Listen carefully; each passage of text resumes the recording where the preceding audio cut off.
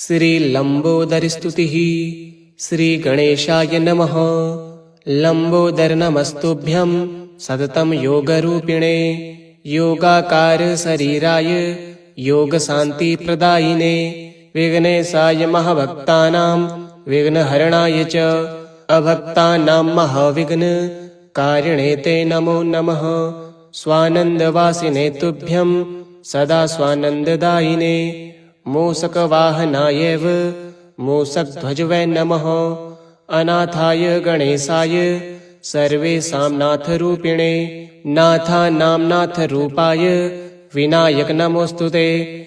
हेरम्बाय च सर्वेषां मात्रे पित्रे नमो नमः। ज्येष्ठराजाय ज्येष्ठाय ज्येष्ठानां ज्येष्ठते नमः। अमेयाय प्रमेयाय अनन्तखेलकराय ते, अनन्तानन्तरूपाय नन्तदाय नमो नमः। सिद्धिबुद्धिपते नाथ भक्तसंरक्षकाय च, नानाशक्तिप्रपालाय नन्तमायाविहारिणे, गजवक्त्राय सर्वेषां मादिपूज्याय ते नमः। सर्वपूज्याय सर्वेषां सिद्धिदाय नमो नमः। वक्रतुण्डाय वीराय चैकदन्ताय ते नमः। महोदराय देवाय देवदेवेश ते नमः। असुराणां सहायाय नानावरप्रदाय च, असुराणां निहन्त्रेत आसुराय नमो नमः।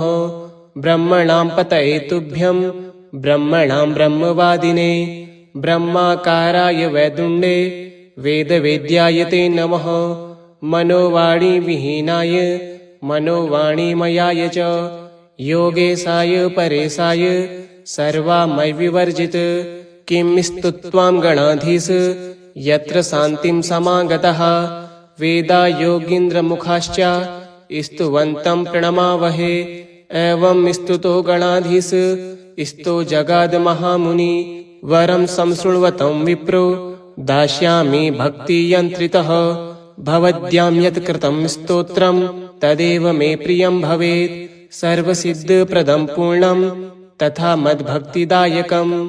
लम्बोदर नमस्तुभ्यं सततं योगरूपिणे, योगाकार शरीराय योगशान्तिप्रदायिने, विघ्नेशाय महाभक्तानां विघ्नहरणाय च अभक्तानां महाविघ्नकारिणे ते नमो नमः। स्वानन्दवासिने तुभ्यं सदा स्वानन्ददायिने, मूषकवाहनायैव मूषकध्वजवे नमः। अनाथाय गणेशाय सर्वेषां नाथरूपिणे, नाथानां नाथरूपाय विनायक नमोऽस्तुते। हेरम्बाय च सर्वेषां मात्रे पित्रे नमो नमः। ज्येष्ठराजाय ज्येष्ठाय ज्येष्ठानां ज्येष्ठते नमः। अमेयाय प्रमेयाय अनन्तखेलकराय ते, अनन्तानन्तरूपाय नन्तदाय नमो नमः। सिद्धिबुद्धिपते नाथ भक्तसंरक्षकाय च, नानाशक्तिप्रपालाय नन्तमायाविहारिणे, गजवक्त्राय सर्वेषां मादिपूज्याय ते नमः। सर्वपूज्याय सर्वेषां सिद्धिदाय नमो नमः।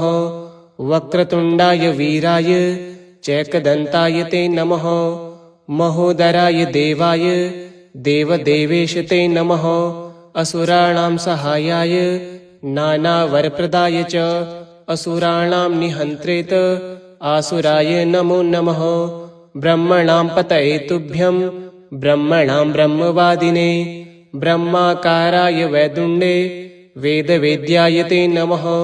मनोवाणीविहीनाय मनोवाणीमयाय च, योगेशाय परेशाय सर्वामयविवर्जित, किं स्तुत्वां गणाधीश यत्र शान्तिं समागतः। वेदा योगीन्द्रमुखाश्च स्तुवन्तं प्रणमावहे, एवं स्तुतो गणाधीश स्तो जगादमहामुनि। वरं संशृण्वतं विप्रो दास्यामि भक्तियन्त्रितः, भवद्भ्यां यत् कृतं स्तोत्रं तदेव मे प्रियं भवेत्। सर्वसिद्धप्रदं पूर्णं तथा मद्भक्तिदायकम्। लम्बोदर नमस्तुभ्यं सततं योगरूपिणे, योगाकार शरीराय योगशान्तिप्रदायिने विघ्नेशाय महाभक्तानां विघ्नहरणाय च अभक्तानां महाविघ्नकारिणे ते नमो नमः। स्वानन्दवासिने तुभ्यं सदा स्वानन्ददायिने मूषकवाहनायैव मूषकध्वजवै नमः। अनाथाय गणेशाय सर्वेषां नाथरूपिणे नाथानां नाथरूपाय विनायक नमोऽस्तुते। हेरम्बाय च सर्वेषां मात्रे पित्रे नमो नमः। ज्येष्ठराजाय ज्येष्ठाय ज्येष्ठानां ज्येष्ठते नमः। अमेयाय प्रमेयाय अनन्तखेलकराय ते अनन्तानन्तरूपाय नन्तदाय नमो नमः। सिद्धिबुद्धिपते नाथ भक्तसंरक्षकाय च नानाशक्तिप्रपालाय नन्तमायाविहारिणे गजवक्त्राय सर्वेषां मादिपूज्याय ते नमः।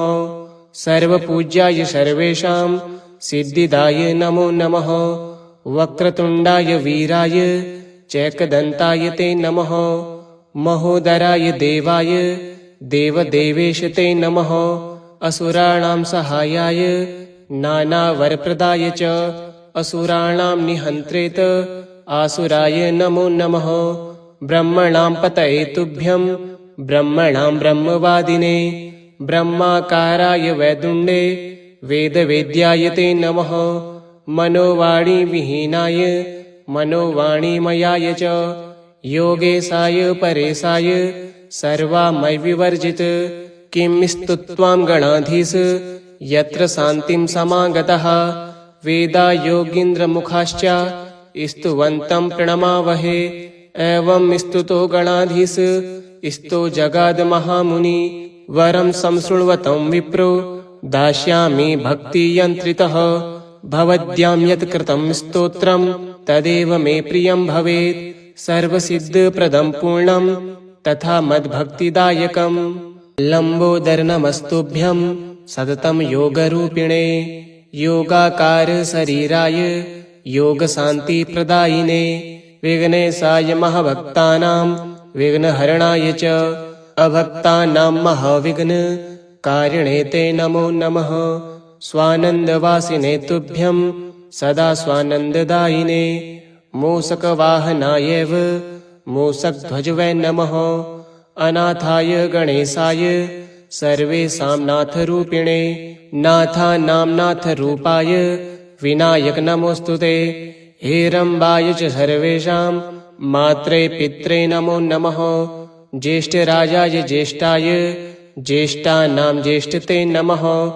अमेयाय प्रमेयाय अनन्तखेलकराय ते अनन्तानन्तरूपाय नन्तदाय नमो नमः।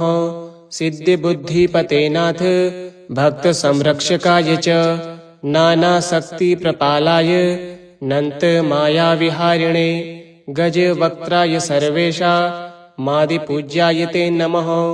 सर्वपूज्याय सर्वेषां सिद्धिदाय नमो नमः। वक्रतुण्डाय वीराय चैकदन्ताय ते नमः।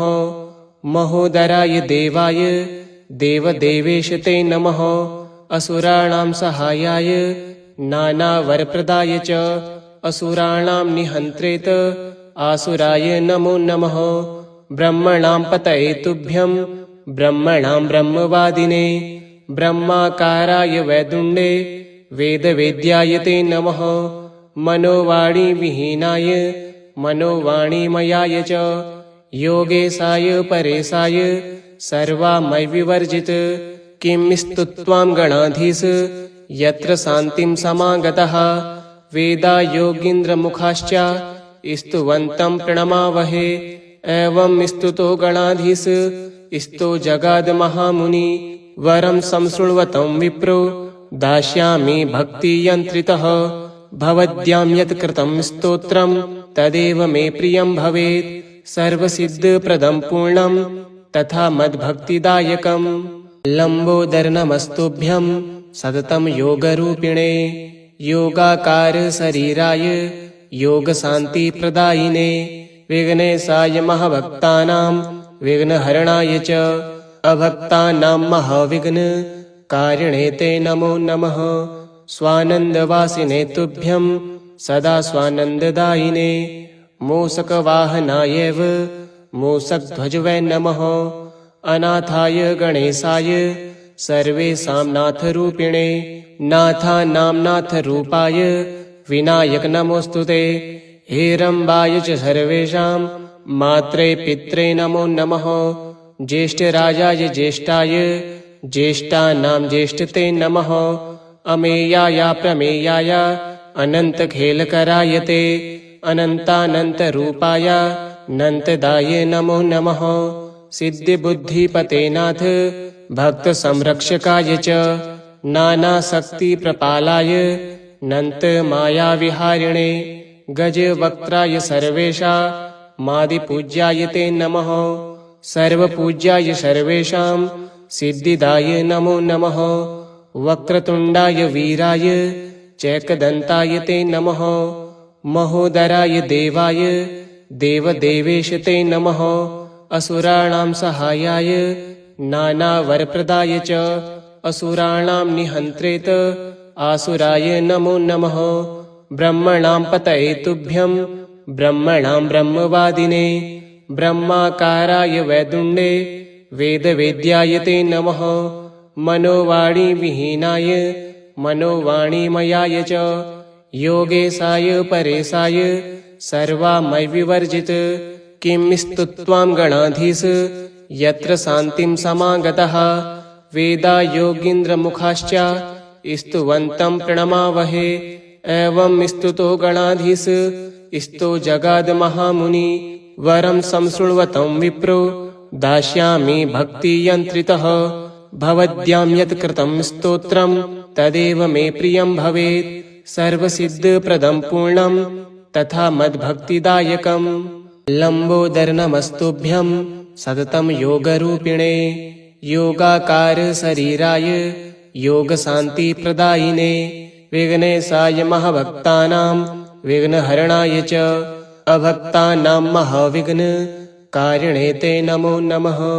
स्वानन्दवासिने तुभ्यं सदा स्वानन्ददायिने। मूषकवाहनायैव मूषकध्वजवे नमः। अनाथाय गणेशाय सर्वेषां नाथरूपिणे। नाथानां नाथरूपाय विनायक नमोऽस्तुते। हेरम्बाय च सर्वेषां मात्रे पित्रे नमो नमः। ज्येष्ठराजाय ज्येष्ठाय ज्येष्ठानां ज्येष्ठते नमः। अमेयाय प्रमेयाय अनन्तखेलकराय ते अनन्तानन्तरूपाय नन्तदाय नमो नमः। सिद्धिबुद्धिपते नाथ भक्तसंरक्षकाय च नानाशक्तिप्रपालाय नन्तमायाविहारिणे। गजवक्त्राय सर्वेषां मादिपूज्याय ते नमः। सर्वपूज्याय सर्वेषां सिद्धिदाय नमो नमः। वक्रतुण्डाय वीराय चैकदन्ताय ते नमः। महोदराय देवाय देवदेवेश ते नमः। असुराणां सहायाय नानावरप्रदाय च असुराणां निहन्त्रेत आसुराय नमो नमः। ब्रह्मणां पतये तुभ्यं ब्रह्मणां ब्रह्मवादिने। ब्रह्माकाराय वैदुण्डे वेदवेद्याय ते नमः। मनोवाणीविहीनाय मनोवाणीमयाय च योगेशाय परेशाय सर्वामयविवर्जित। किं स्तुत्वां गणाधीश यत्र शान्तिं समागतः। वेदा योगीन्द्रमुखाश्च स्तुवन्तं प्रणमावहे। एवं स्तुतो गणाधीश स्तो जगादमहामुनि। वरं संशृण्वतं विप्रो दास्यामि भक्तियन्त्रितः।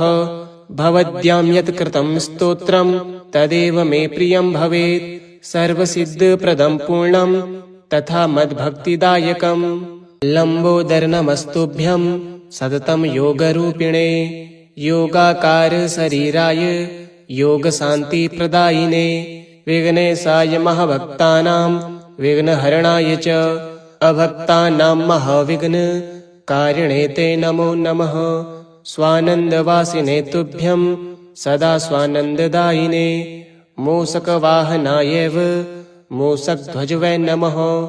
अनाथाय गणेशाय सर्वेषां नाथरूपिणे नाथानां नाथरूपाय विनायक नमोऽस्तुते।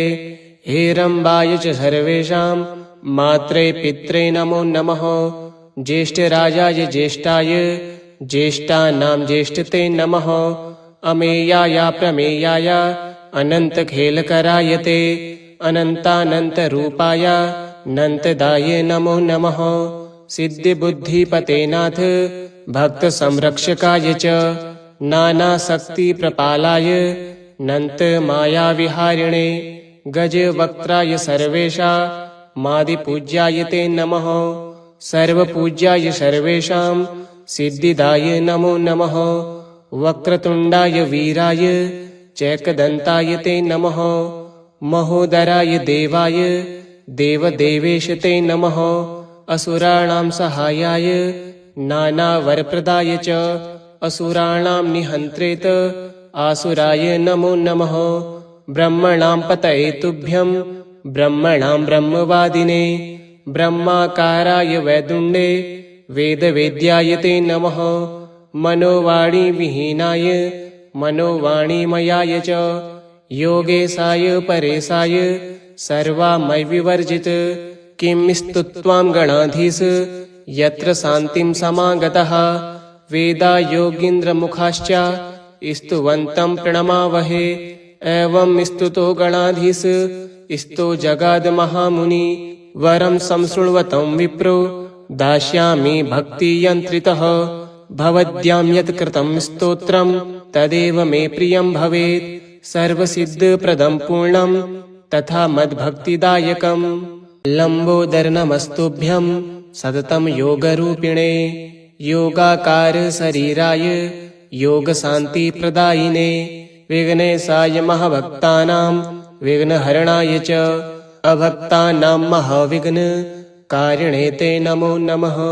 स्वानन्दवासिने तुभ्यं सदा स्वानन्ददायिने मूषकवाहनाय मूषकध्वज वै नमः। अनाथाय गणेशाय सर्वेषां नाथरूपिणे नाथानां नाथरूपाय विनायक नमोऽस्तुते। हेरम्बाय च सर्वेषां मात्रे पित्रे नमो नमः। ज्येष्ठराजाय ज्येष्ठाय ज्येष्ठानां ज्येष्ठते नमः। अमेयाय प्रमेयाय अनन्तखेलकराय ते अनन्तानन्तरूपाय नन्तदाय नमो नमः। सिद्धिबुद्धिपते नाथ भक्तसंरक्षकाय च नानाशक्तिप्रपालाय नन्तमायाविहारिणे गजवक्त्राय सर्वेषां मादिपूज्याय ते नमः। सर्वपूज्याय सर्वेषां सिद्धिदाय नमो नमः। वक्रतुण्डाय वीराय चैकदन्ताय ते नमः। महोदराय देवाय देवदेवेश ते नमः। असुराणां सहायाय नानावरप्रदाय च असुराणां निहन्त्रेत आसुराय नमो नमः। ब्रह्मणां पतये तुभ्यं ब्रह्मणां ब्रह्मवादिने ब्रह्माकाराय वैदुण्डे वेदवेद्याय ते नमः। मनोवाणीविहीनाय मनोवाणीमयाय च योगेशाय परेशाय सर्वामयविवर्जित किं स्तुत्वां गणाधीश यत्र शान्तिं समागतः। वेदा योगीन्द्रमुखाश्च स्तुवन्तं प्रणमावहे। एवं स्तुतो गणाधीश स्तो जगाद्महामुनि। वरं संशृण्वतं विप्रो दास्यामि भक्तियन्त्रितः। भवद्भ्यां यत् कृतं स्तोत्रं तदेव मे प्रियं भवेत्। सर्वसिद्धप्रदं पूर्णं तथा मद्भक्तिदायकम्। लम्बोदरनमस्तुभ्यं सततं योगरूपिणे योगाकार शरीराय योगशान्तिप्रदायिने विघ्नेशाय महाभक्तानां विघ्नहरणाय च अभक्तानां महाविघ्नकारिणे ते नमो नमः। स्वानन्दवासिने तुभ्यं सदा स्वानन्ददायिने मूषकवाहनाय मूषकध्वज वै नमः। अनाथाय गणेशाय सर्वेषां नाथरूपिणे नाथानां नाथरूपाय विनायक नमोऽस्तुते। हेरम्बाय च सर्वेषां मात्रे पित्रे नमो नमः। ज्येष्ठराजाय ज्येष्ठाय ज्येष्ठानां ज्येष्ठते नमः। अमेयाय प्रमेयाय अनन्तखेलकराय ते अनन्तानन्तरूपाय नन्तदाय नमो नमः। सिद्धिबुद्धिपते नाथ भक्तसंरक्षकाय च नानाशक्तिप्रपालाय नन्तमायाविहारिणे गजवक्त्राय सर्वेषां मादिपूज्याय ते नमः। सर्वपूज्याय सर्वेषां सिद्धिदाय नमो नमः। वक्रतुण्डाय वीराय चैकदन्ताय ते नमः। महोदराय देवाय देवदेवेश ते नमः। असुराणां सहायाय नानावरप्रदाय च असुराणां निहन्त्रेत आसुराय नमो नमः। ब्रह्मणां पतये तुभ्यं ब्रह्मणां ब्रह्मवादिने ब्रह्माकाराय वैदुण्डे वेदवेद्याय ते नमः। मनोवाणीविहीनाय मनोवाणीमयाय च योगेशाय परेशाय सर्वामयविवर्जित किं स्तुत्वां गणाधीश यत्र शान्तिं समागतः। वेदा योगीन्द्रमुखाश्च स्तुवन्तं प्रणमावहे। एवं स्तुतो गणाधीश स्तो जगादमहामुनि वरं संशृण्वतं विप्रो दास्यामि भक्तियन्त्रितः।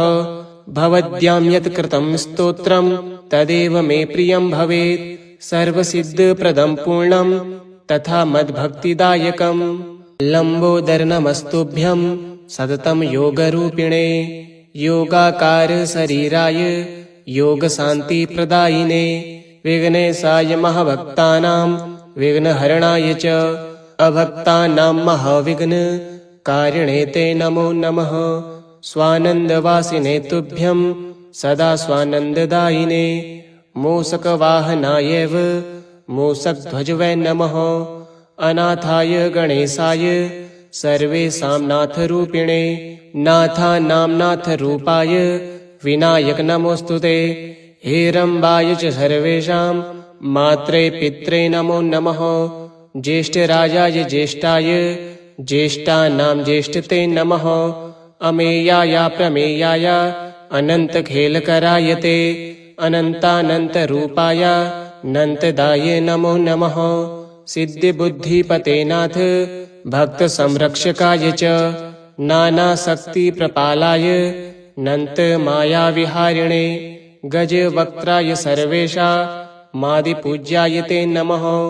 सर्वपूज्याय सर्वेषां सिद्धिदाय नमो नमः। वक्रतुण्डाय वीराय चैकदन्ताय ते नमः। महोदराय देवाय देवदेवेश ते नमः। असुराणां सहायाय नानावरप्रदाय च असुराणां निहन्त्रेत आसुराय नमो नमः। ब्रह्मणां पतये तुभ्यं ब्रह्मणां ब्रह्मवादिने ब्रह्माकाराय वैदुण्डे वेदवेद्याय ते नमः। मनोवाणीविहीनाय मनोवाणीमयाय च योगेशाय परेशाय सर्वामयविवर्जित किं स्तुत्वां गणाधीश यत्र शान्तिं समागतः। वेदा योगीन्द्रमुखाश्च स्तुवन्तं प्रणमावहे। एवं स्तुतो गणाधीश स्तो जगादमहामुनि वरं संशृण्वतं विप्रो दास्यामि भक्तियन्त्रितः। भवद्भ्यां यत् कृतं स्तोत्रं तदेव मे प्रियं भवेत्। सर्वसिद्धप्रदं पूर्णं तथा मद्भक्तिदायकं। लम्बोदरनमस्तुभ्यं सततं योगरूपिणे योगाकार शरीराय योगशान्तिप्रदायिने विघ्नेशाय महाभक्तानां विघ्नहरणाय च अभक्तानां महाविघ्न कारिणे ते नमो नमः। स्वानन्दवासिने तुभ्यं सदा स्वानन्ददायिने मूषकवाहनायैव मूषकध्वजवै नमः। अनाथाय गणेशाय सर्वेषां नाथरूपिणे नाथानां नाथरूपाय विनायक नमोऽस्तुते। हेरम्बाय च सर्वेषां मात्रे पित्रे नमो नमः। ज्येष्ठराजाय ज्येष्ठाय ज्येष्ठानां ज्येष्ठते नमः। अमेयाय प्रमेयाय अनन्तखेलकराय ते अनन्तानन्तरूपाय नन्तदाय नमो नमः। सिद्धिबुद्धिपते नाथ भक्तसंरक्षकाय च नानाशक्तिप्रपालाय नन्तमायाविहारिणे गजवक्त्राय सर्वेषां मादिपूज्याय ते नमः। सर्वपूज्याय सर्वेषां सिद्धिदाय नमो नमः। वक्रतुण्डाय वीराय चैकदन्ताय ते नमः। महोदराय देवाय देवदेवेश ते नमः। असुराणां सहायाय नानावरप्रदाय च असुराणां निहन्त्रेत आसुराय नमो नमः। ब्रह्मणां पतये तुभ्यं ब्रह्मणां ब्रह्मवादिने ब्रह्माकाराय वैदुण्डे वेदवेद्याय ते नमः। मनोवाणीविहीनाय मनोवाणीमयाय च योगेशाय परेशाय सर्वामयविवर्जित किं स्तुत्वां गणाधीश यत्र शान्तिं समागतः। वेदा योगीन्द्रमुखाश्च स्तुवन्तं प्रणमावहे। एवं स्तुतो गणाधीश स्तो जगादमहामुनि। वरं संशृण्वतं विप्रो दास्यामि भक्तियन्त्रितः। भवद्भ्यां यत् कृतं स्तोत्रं तदेव मे प्रियं भवेत्। सर्वसिद्धप्रदं पूर्णं तथा मद्भक्तिदायकम्। श्रीलम्बोदरस्तुतिः सम्पूर्णम्।